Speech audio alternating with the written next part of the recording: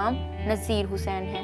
وہ کراچی، جسے غریب کی ماں کہا جاتا ہے، جہاں ضرورت مند افراد روزگار کی تلاش میں آتے ہیں۔ برسوں پہلے ایک لڑکا نذیر حسین بھی ایسے ہی روزگار کا خواب لیے اسی غرض سے کراچی آیا، جس کا تعلق باغ آزاد کشمیر کے ایک گاؤں نڑیولہ سے تھا، جسے ایسٹرن فلم اسٹوڈیو میں آفس بوائے کی نوکری دی گئی۔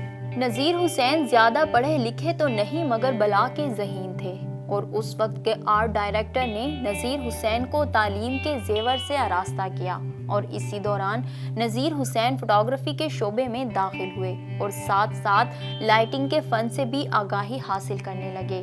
1960 سے 1970 کی دہائی میں نذیر حسین پاکستان فلم انڈسٹری میں مایہ ناز کیمرامین کے نام سے جانے جانے لگے۔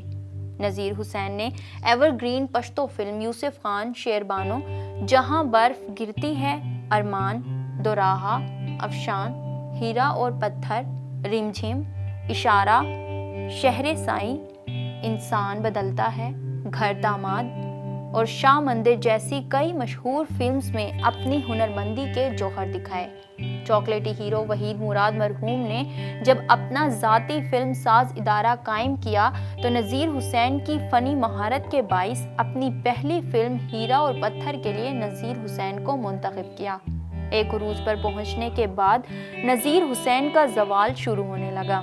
ان کی دلچسپی فلم انڈسٹری سے ختم ہونے لگی اور وہ دین الہی میں فقیر بن گئے۔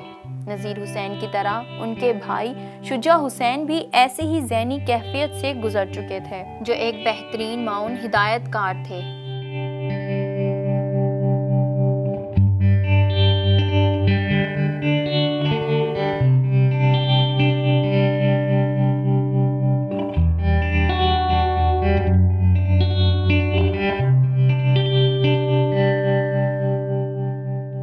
نذیر حسین کی فلم جہاں برف گرتی ہے کی تکمیل تک وہ مکمل طور پر ذہنی مریض بن چکے تھے، جس کے باعث انہیں ان کے گاؤں بھجوا دیا گیا، اور کچھ عرصے بعد وہ ایک عالم کی صورت میں نظر آئے۔